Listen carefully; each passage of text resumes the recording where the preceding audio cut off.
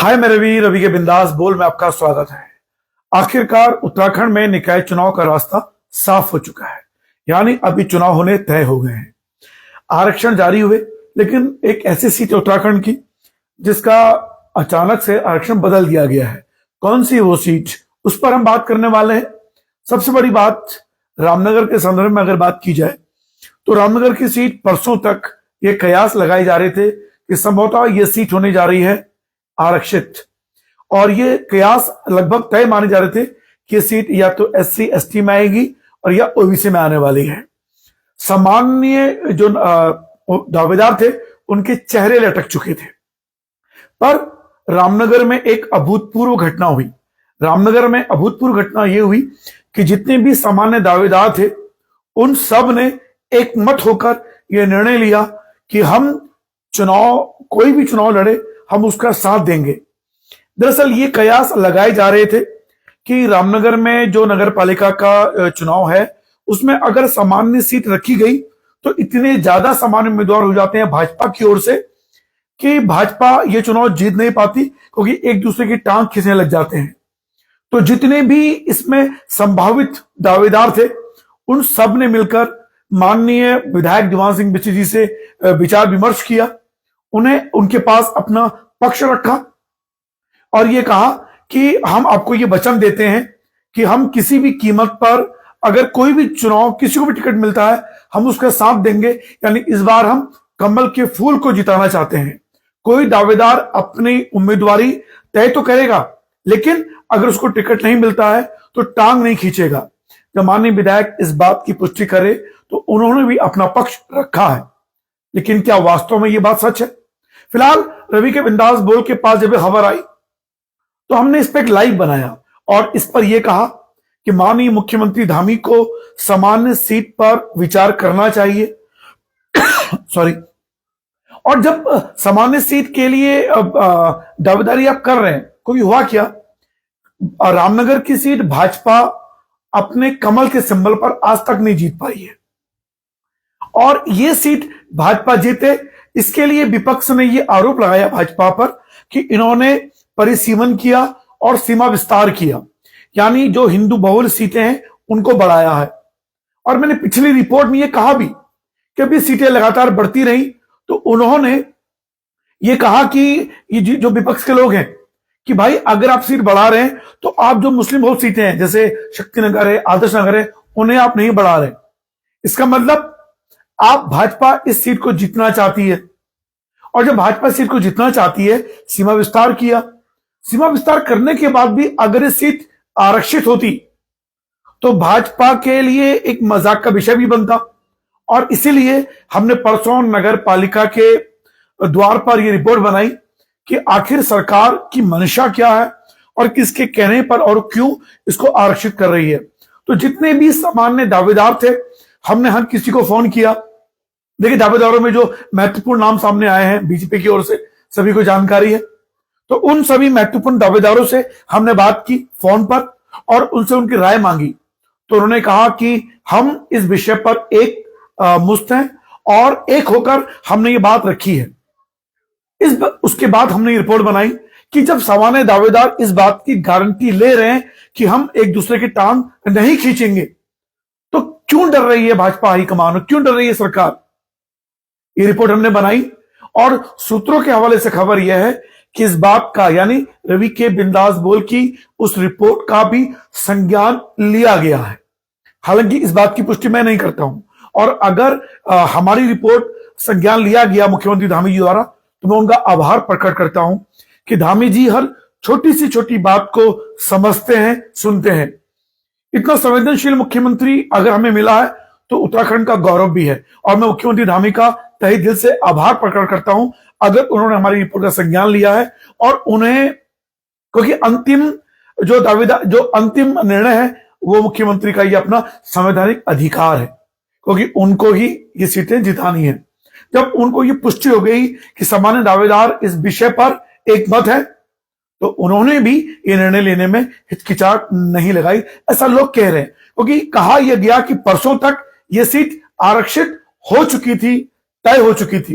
लेकिन अचानक से यह निर्णय बदला गया और रामनगर नगर पालिका को सामान्य के दायरे में लाया गया।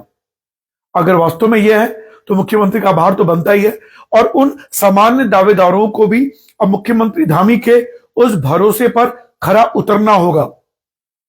अगर भाजपा के किसी भी दावेदार को, जो मजबूत दावेदार हैं, किसी को भी अगर टिकट मिलता है और जिसको टिकट नहीं मिलता है उसको टांग नहीं खींचनी होगी और एक मुश्त होकर भाजपा को जिताना होगा। यह भाजपा की ओर से हर एक दावेदार ने वचन ले लिया है। अब इस विषय पर हम उस हर दावेदार के पास जाएंगे, उनसे पूछेंगे कि अगर आपको टिकट नहीं मिला तो आप मुकर तो नहीं जाओगे। फिलहाल सामान्य सीट होना एक सामान्य घटना है, बहुत बड़ा तौबा नहीं है, लेकिन ये इसलिए भी इंपॉर्टेंट था क्योंकि आपने सीमा विस्तार किया है, ओपन टू ऑल। और किसी ने मुझे कहा कि रवि तुम आरक्षण के विरोधी हो। देखिए, मैं आरक्षण का विरोधी नहीं हूं। अगर मैं आरक्षण का विरोधी होता तो मैं ये कहता कि पूरे उत्तराखंड में कोई भी सीट आरक्षित ना की जाए। ऐसा मैंने कभी नहीं कहा है। आरक्षण, खासकर जो एससी और एसटी एक्ट वाले आरक्षण है, उनको तो मैं हमेशा मुखर हूं कि वो आरक्षण होने चाहिए और पूरे प्रदेश में वो भी रखे गए। लेकिन रामनगर के संदर्भ में चूंकि ये नगर पालिका का विस्तार हुआ है और बीजेपी पर बहुत बड़ा आरोप लगता कि आपने सीमा विस्तार करने के बाद भी अगर आपको आरक्षण लागू करवाना है तो आप डर क्यों रहे? ऐसा मैं नहीं, ऐसा लोग कह रहे थे। अब भाजपा सामान्य सीट आ चुकी है, लेकिन क्या वास्तव में भाजपा के लिए आसान जीत है? बिल्कुल आसान जीत नहीं है। आसान जीत तब होगी जब सारे जितने भी बीजेपी का एक एक कार्यकर्ता और जितने भी दावेदार हैं वो सब एकजुट होकर अपने उस व्यक्ति को चुनाव लड़ाएं जो वास्तव में कमल के फूल का असली वारिस होगा। कमल का फूल जिसे भी हाईकमान टिकट दे। अभी तो भाजपा को तय करना है। दूसरी बात, कांग्रेस कड़ी टक्कर देने वाली है। कांग्रेस से एक मजबूत दावेदार जो नगर पालिका में काम कर चुके हैं, रिटायरमेंट ले चुके हैं, वो मजबूत दावेदार हैं और इतने मजबूत हैं कि वो भाजपा के सारे कैंडिडेट में भारी पड़ते हैं, आर्थिक रूप से भी और कांग्रेस के जो वोटर हैं उनके आधार पर भी।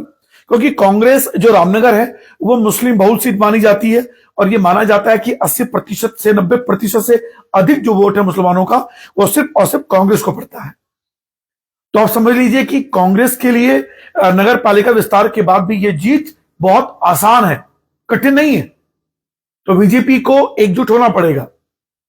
अब सबसे महत्वपूर्ण तथ्य ये कि आखिर वो कौन सी सीट है जहां पर अंतिम स्तर पर बदला गया उत्तरकाशी नगर पालिका।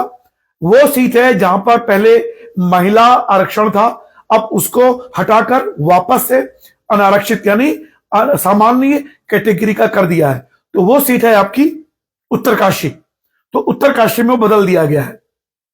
अब एज ए पत्रकार और एज ए विश्लेषक मेरी भी जिम्मेदारी बनती है कि हम ग्राउंड रिपोर्टिंग करें और वास्तव में इन नगर पालिका के चुनाव की रिपोर्टिंग करने में बड़ा मजा आने वाला है, आनंद आने वाला है। एक विश्लेषक के तौर पर मुझे बहुत ज्यादा खुशी है कि मैं अब रामनगर के उस इंपोर्टेंट, क्योंकि रामनगर पूरे उत्तराखंड के लिए एक महत्वपूर्ण क्षेत्र है और माननीय मुख्यमंत्री धामी की नजर भी रामनगर में है और भाजपा हाईकमान की नजर भी रामनगर में है। तो रामनगर में आपको बहुत बड़े बड़े चेहरे देखने को मिल सकते हैं प्रचार के लिए। माननीय मुख्यमंत्री धामी भी आ सकते हैं, इसमें कोई दो राय नहीं है। बीजेपी के लिए ये बहुत टेढ़ी खीर होने वाली है। हल्द्वानी की सीट ओबीसी हो चुकी है, कालाडूंगी की सीट एससी आरक्षित हो चुकी है। तो रामनगर का जो ये क्षेत्र है बड़ा मजा आने वाला है और मैं उन सामान्य उम्मीदवारों के पास भी जाऊंगा और हमारे जो लोग रिजर्व कैटेगरी में मान रहे थे वो उदास और निराश तो होंगे, लेकिन ऐसा कुछ नहीं है। क्योंकि जब सामान्य सीट होती है तो उसमें कोई भी, चाहे वो किसी भी जाति का हो, धर्म का हो, संप्रदाय का हो, वो इस सीट में चुनाव लड़ सकता है। अब रवि के बिंदास बोल को जब जैसी सीट सामान्य सीट की घोषणा हुई, मेरे पास लगभग यकीन नहीं करेंगे 50 के और 55 फोन आए कि रवि जी आपने जो रिपोर्ट बनाई थी परसों, उस रिपोर्ट के बाद यह सीट सामान्य हो गई है। देखिए, ये मेरी रिपोर्ट का असर है या नहीं मैं नहीं जानता। अगर नहीं भी है और मुझ पे लोग इसको कहते हैं कि रवि आपकी रिपोर्ट के कारण ये हुआ है, तो मैं बताऊं आपको, तो ये मेरे लिए सम्मान की बात है, मेरे लिए गौरव की बात है और मैं इसमें और ज्यादा जिम्मेदारी का भाव महसूस करता हूं कि मैं जब भविष्य में नगर पालिका के संदर्भ में रिपोर्टिंग करूं तो ईमानदारी से करूं हर तथ्य पे। इसलिए मैंने आपको पहले ही कह दिया है कि बीजेपी एक ही सत्य में जीत सकती है जब उसके सारे दावेदार किसी एक दावेदार को टिकट मिलने के बाद उसके साथ मजबूती से खड़े हो और ईमानदारी से वो कमल के निशान पर आगे बढ़े, जो वो वादा माननीय विधायक दीवान सिंह बिस्ती जी से कर चुके हैं और जो वो वादा मुख्यमंत्री से कर चुके हैं और वादा वो कमल के फूल से कर चुके हैं। अब क्या इसके बावजूद भी कांग्रेस कमजोर हो गई? बिल्कुल नहीं।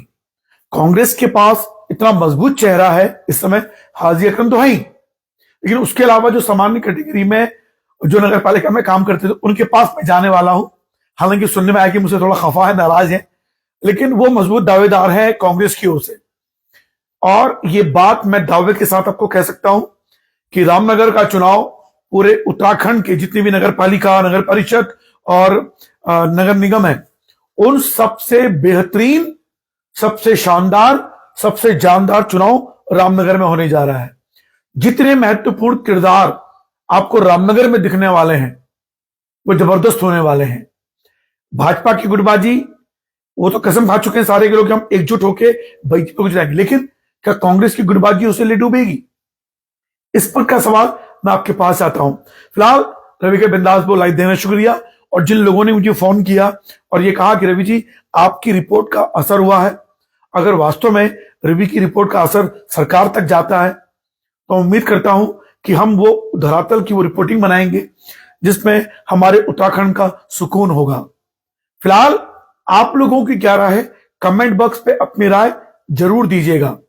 और मैं उम्मीद करता हूं कि जितनी भी अब जो विश्लेषण हम करने वाले हैं वो ईमानदारी से करेंगे।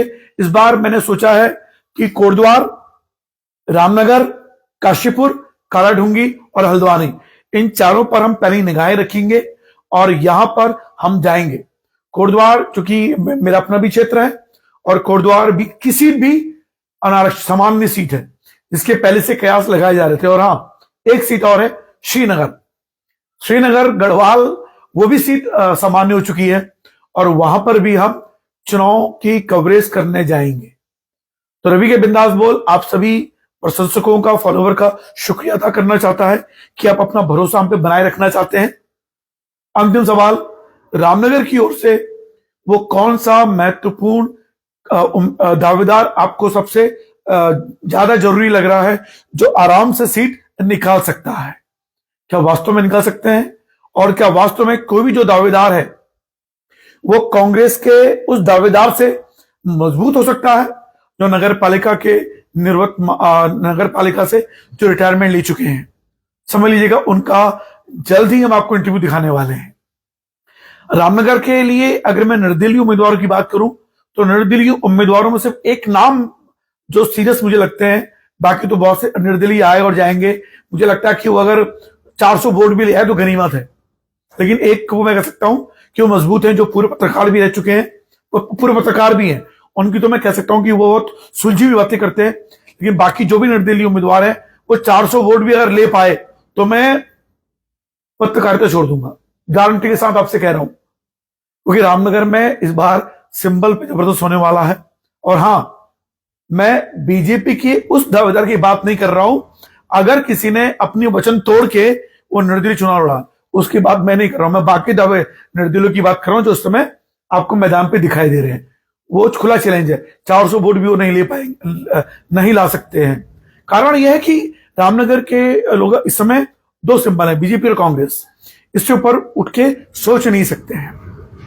फिलहाल निकाय चुनाव का रास्ता साफ हो चुका है और मैं उसके लिए धामी सरकार को साधुवाद देना चाहता हूं कि देर आए दुरुस्त आए।